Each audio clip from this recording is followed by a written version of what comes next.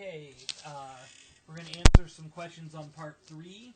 The person asked about 73 and 74, and in the email they said, they mentioned tangent, that they were getting a little confused when it had tangent in there. And so I'm going to do one like 73 here. If you look, this is 73. It's like tangent x times sine of 2x is equal to 0. Well, what I've done is I've done the same thing equal to 1. And then 74 is like 3 secant squared x times tangent x is equal to 4 tangent x.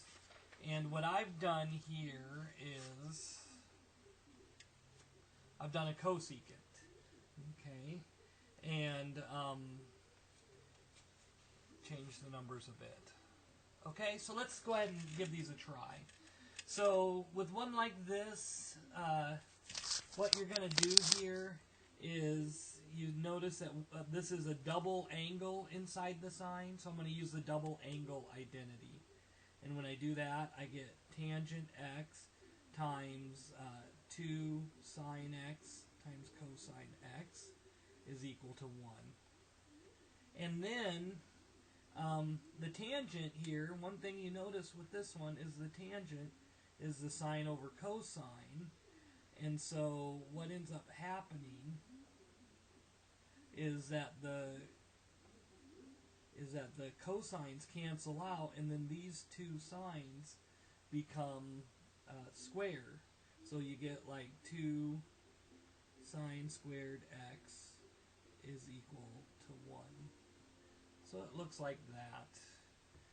And now you can move the 1 to the other side, and I get 2 sine squared x minus 1 is equal to 0. And then this thing can be factored into square root of 2 sine x plus 1, square root of 2 sine x minus 1. So this is like a difference of 2 squares into the sum and difference of a binomial. And so now you get these two equations. This one, set equal to 0, is going to end up being, we'll do square root of 2 sine x plus 1 equal to 0.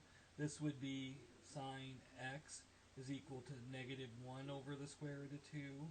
And that's multiplying the top and bottom by the square root of 2. That's a special point on the square root on the unit circle, negative square root of 2 over 2.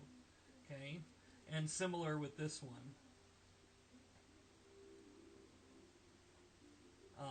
Moving this over, you would get sine x is equal to positive 1 over the square root of 2. So this is just sine x equal to square root of 2 over 2. And so now we'll just draw one big unit circle. And so the sine is the y coordinate, so maybe square root of 2 over 2 is about there. And so this would be one angle for the positive square root of 2 over 2, and that's pi over 4. The other angle would be over here, and that's 3 pi over 4. For negative square root of 2 over 2, it's down here. So one angle is here, and that would be like 7 pi over 4, and the other one is over here, and that one would be 5 pi over 4. And so you basically just have all of these. You have pi over 4 plus k times 2 pi. X is equal to 3 pi over 4 plus k times 2 pi. X is equal to 5 pi over 4 plus k times 2 pi. And x is equal to 7 pi over 4 plus k times 2 pi. And those would be the solutions for that. Now yours is going to be different because this is a 0, right? So you'll get down to here. No, I'm sorry, you'll just have 2 sine squared x is equal to 0. So yours would actually be even simpler than this one. But for this one, that's how you end up solving. It's because of things canceling out. Okay. So this one, the book had secant squared x. I have cosecant x. Now this would be like 1 over sine squared, and you could get the sines to cancel out. Oops, sorry. So what I was saying here is the book had secant squared x for this, and if you did 1 over cosine, nothing would cancel out. But with secant, I would have 1 over sine squared, which would cancel out with the sine over here. But we don't want to do that because we're going to end up with different trig functions and not something that's going to factor out, because you got the tangent over here, and then these you end up with like a single cosecant and a sine,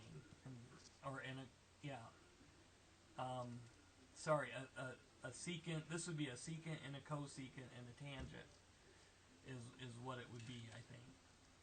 And so yeah, we don't want to do that. So what I'm going to do here is I notice that there's a tangent in all the terms that I can factor out. So usually the first thing you want to do is you want to move everything to one side.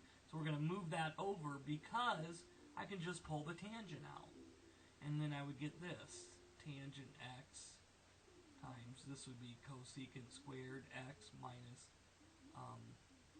4 is equal to 0. Okay, and then this thing can factor apart into cosecant x plus 2, cosecant x minus 2 is equal to 0. Okay, and so I got 3 factors equal to 0, so I just set each factor equal to 0.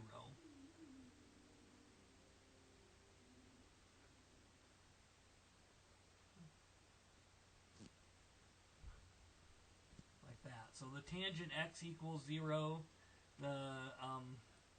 The only solution for that would be 0, so this would be 0 plus k times pi, so you could just write k times pi for this one. So this would be cosecant x is equal to minus 2, and that's the same as saying 1 sine x is equal to minus 2, or sine x is equal to negative 1/2. And this one here would be cosecant x is equal to positive 2, 1 over sine x is equal to positive 2, and so this would be sine x is equal to positive 1/2. Okay, so I'm going to put my unit circle over here. So for the negative 1/2, that would be down here, and these are special points on the unit circle, and that's actually going to be 11 pi over 6, and this one over here would be 7 pi over 6. Okay, and then the positive 1/2 would be up here, and this point would be pi over 6, and over here would be 5 pi over 6.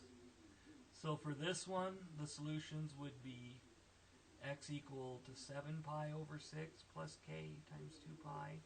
X is equal to 11 pi over 6 plus k times 2 pi. This one would be these two solutions. X is equal to pi over 6 plus k times 2 pi. X is equal to 5 pi over 6 plus k times 2 pi. And so you would get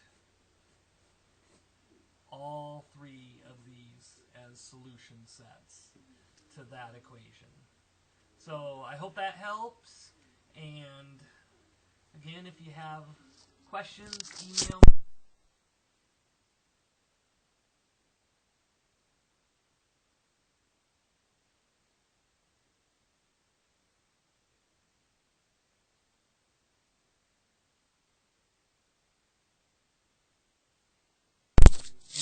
And